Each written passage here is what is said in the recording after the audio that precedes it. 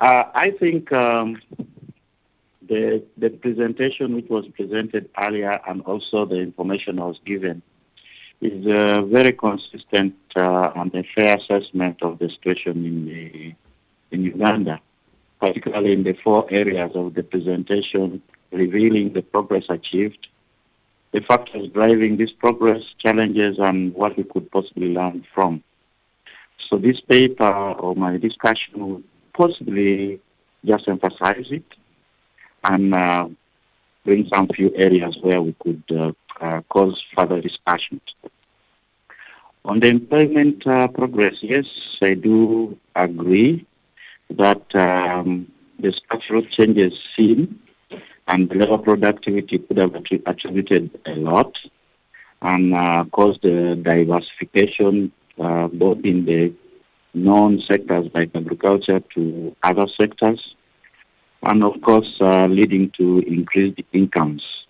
But my view is that particularly if you look at the figures which are presented, possibly we could not ignore the issue of the definition of employment. I think it is key. I would maybe cause for further discussion that does it include both formal and informal employment? Possibly that is also a key issue. But maybe to contribute to it, when you look at the figures from Uganda Bureau of Statistics, they say things which are clear. That is, total labor force is estimated at about 12 million. 2.5 million is from the private sector, that's 19%. 275 is mainly from the public sector, civil society, but it's only 2.1%. The 79% of those who are employed are actually categorized as informal. But if you look at it clearly, would it change the structure as revealed in the paper? Maybe that would be a center that we could discuss. I think it would, if you ask my own opinion. Again, if you look at the factors driving progress, again, I agree, the issues, the measures of stability and liberalization starting from the 90s, as was clearly elaborated by the presenter, is key. Again, transformation of labor force relevant, at least as area of contributing to the labor force, including the issues like the BTV, that was mentioned, and then stimulation of demand, that is through the growth of the private sector. I thought stability is key, but overall, most of these issues which we are mentioning here, in my view, they caused quick reactions, say like getting low-hanging fruits when you bring liberalization and so on. And so it means when you started maybe 2 decades ago, most of the fruit of this could be seen in the first 7, 8 years. So you need now some other things to push and see employment go on. But nevertheless, I can say it was stability was very important, as I said, in the formative years. But transformation of labor force is yet to be done, in my view. The BTV programs we are talking about in Uganda, they have just come in force, and you still do not see the impact of it. Yet we think that is the way forward. So the direction is right, but what is happening? Maybe I'll reinforce that in the challenges. Again, on the focused ways of improving capacity of the private sector, yes, this is to be done, and I think it is important to look at factors of joblessness, that is growth. So I was bringing the issue, well, it is employment, but let's look at reducing joblessness. It may appear to be the same, but those factors are, in my opinion, key. When you go quickly to the challenges, as was touched, I agree with most of the challenges which were presented, especially the equitable access, sustainability, and mainstreaming employment as a policy agenda. I agree with all of that, but I thought we could also add historical and political factors. There are seemingly a situation where parts of the country where at a certain time it appear to be politically correct seem to have developed and caused employment, both at private sector level and also at government level. There may be a relationship between those historical factors and political alienation. Issues where you see northern part of Uganda with a lot of war just coming up, playing catch up, which is, I think, essential. I think we will need to look at that. And also, I think the lack of implementation of the issues and programs to stimulate growth is a challenge.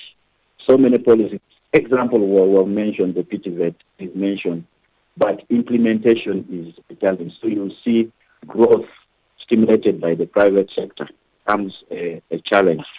On lessons learned, Chair, again, I agree with most of all of the issues, but I thought I should add a few. Given the figures I gave, I think we need to agree that private sector is the main growth area for employment. So we think that efforts be made to sustainably enable the private sector to create wealth, so that after creating wealth, you go with the chain of employment of persons directly in farms, and also indirectly through the value chain when they provide the supply, which I think would also, after employment, incomes improve, the chain continues to revenue, and which again, the revenue which should be used for propelling actions which would bring further employment. So we think that what could be done, because if you say the private sector is the engine of growth, engine of causing employment, then what should you actually do, which has not been done? Building on the liberalization, building on the issues related with macroeconomic stability. We think we should now focus into sectors and then follow so much on the value chain, so that even the labor productivity issues is linked to this chain. This is what we are doing in skilling Uganda, so that the skilling is done according to the sector and involvement of the private sector to drive this whole process, so that it can create growth and then create proper employment. And we think only doing that may not be enough. We may have to also put employment measures to protect labor, to help attain quality of employment.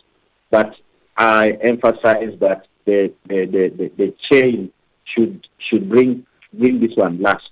Issues of protecting labor and so on, protecting labor. If they can be done concurrently, we should first start with ensuring that the private sector is successful. That is my contribution, with possibility to cause further discussion. Thank you, Chair. Yeah, thank you very much, Moses. Those were more further insights. So thank you very much for doing that. We followed you on the slides as you were talking. So I think now we can open up to a little bit more discussion with the audience, but maybe just to kind of summarize, we heard about the progress in Sri Lanka, largely about a big fall in unemployment, rising productivity. In Uganda, the story was more to do with rising real wages, also rising productivity, and a lot to do with expansion or diversification into non-agricultural activities. If we go to the points, Anushka made some very interesting points in terms which I think are relevant for both countries. What's the counterfactual? In Sri Lanka, progress has actually been while the civil war was taking place. One question might be whether the civil war itself actually has a role in the employment progress that we see. There's also the story of the starting point and post-war construction, which has also been a big factor in Uganda, I think. There was mention by Anushka on the important role of non-tradables, which I think has also been a big player in the Uganda story. That rural populations, are they necessarily benefiting from some of this progress? And I think that also relates to what you just said, Moses, about if we talk about value chains, who are the people who are able to actually get into those?